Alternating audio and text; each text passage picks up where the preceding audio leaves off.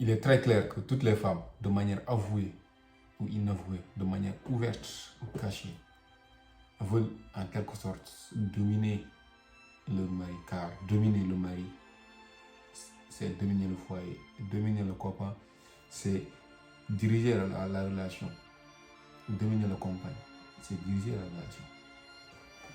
Maintenant, comment dominer l'homme étant de nature génétiquement plus fort, plus puissant que toi? Il est clair que la force n'y peut rien.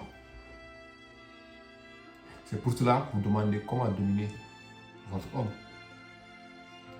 La première chose à savoir pour dominer un homme, pour parvenir à dominer un homme, c'est que on ne force jamais un homme. Impossible de forcer un homme. Parce que pour forcer quelque chose, il faudra avoir une puissance supérieure à lui.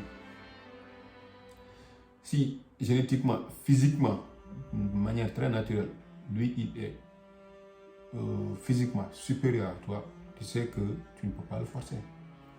Déjà, ça c'est un point. Donc, il est clair que pour dominer un homme, il faut être une femme élégante. C'est l'élégance, par l'élégance uniquement qu'une femme peut dominer un homme. C'est quoi l'élégance? L'élégance, c'est pas le fait d'aller s'habiller, être à la mode par-ci par-là, et marcher comme les soi-disant influenceuses là, ce qu'elles font là. Ce n'est pas ça l'élégance. L'élégance d'une femme, c'est sa douceur. Parce que de manière très naturelle, un homme, c'est la virilité. Un homme, ça doit être viril. Et la nature féminine veut que la femme soit douce. Une femme douce qui sait bien parler à son homme, qui sait bien l'écouter, qui sait bien flatter son ego.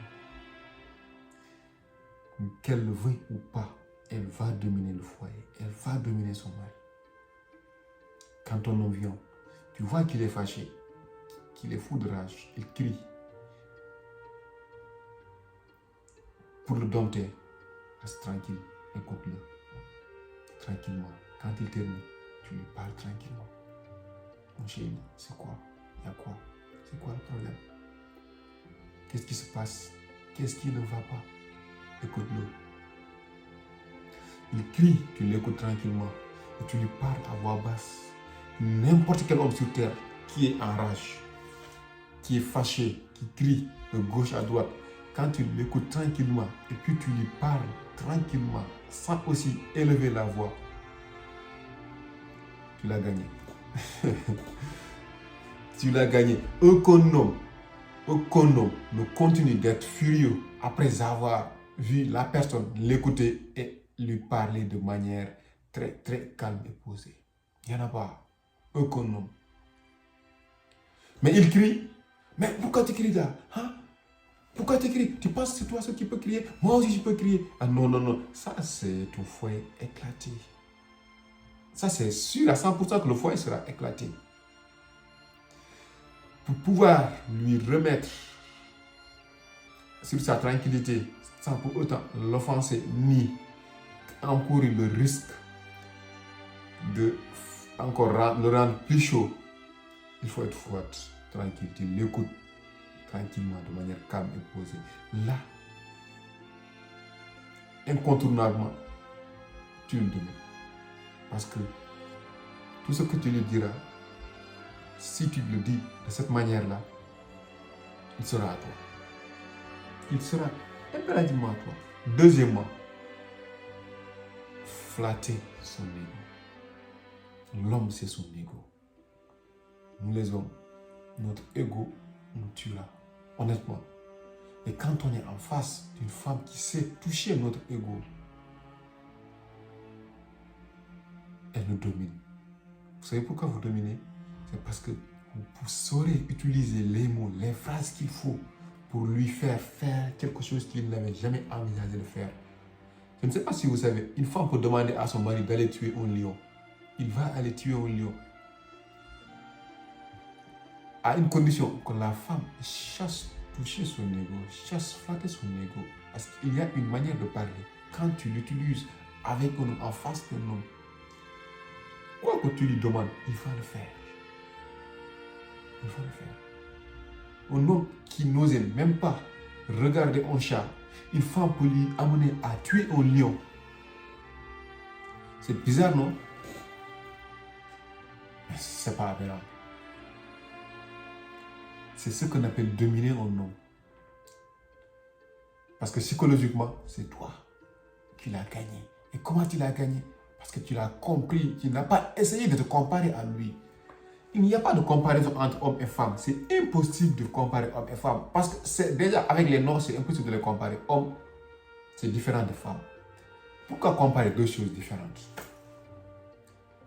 Chacun a ses atouts, chacun a ses faiblesses. Et le fait d'être douce, c'est une caractéristique féminine. C'est un atout pour les femmes. Le fait d'être viril, c'est une caractéristique masculine. C'est un atout pour les hommes. Et la seule manière de contrecarrer la virilité de l'homme, c'est utiliser la douceur. La seule manière qu'une femme a pour pouvoir contrecarrer la virilité de l'homme, c'est utiliser sa douceur. On ne règle pas la violence par la violence. On n'affronte pas quelqu'un de viril par la virilité. Non, non, non. Parce que déjà, il est plus viril que toi. Toi, tu es une femme. Lui, c'est un homme. Sa nature est virile. Toi, ta nature est douce. Il utilise sa nature, utilise sa nature. Vous allez vous entendre. Ce n'est pas pour rien que vous êtes en couple. Parce qu'il faudra une partie virile et une partie douce pour que la vie soit bonne. Et si la femme, elle préfère abandonner sa douceur pour embrasser la virilité de l'homme, c'est sûr qu'elle va perdre, ça c'est sûr. Parce que ce n'est pas sa nature. Et quand un homme aussi, lui, cherche à enlever sa virilité et embrasser la virilité de la femme, la douceur de la femme, il risque de perdre aussi. Parce que ce n'est pas sa nature.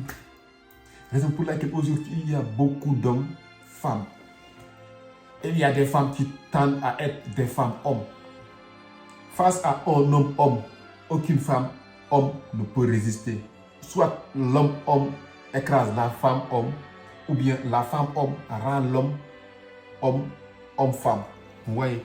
Alors que c'est ça, c'est là où c'est ce qui est la cause des maux de notre société. C'est ce qui cause les problèmes que nous vivons aujourd'hui. Parce que les hommes sont maintenant obligés de devenir des femmes, hommes-femmes. Les femmes sont obligées de devenir des hommes, femmes-hommes.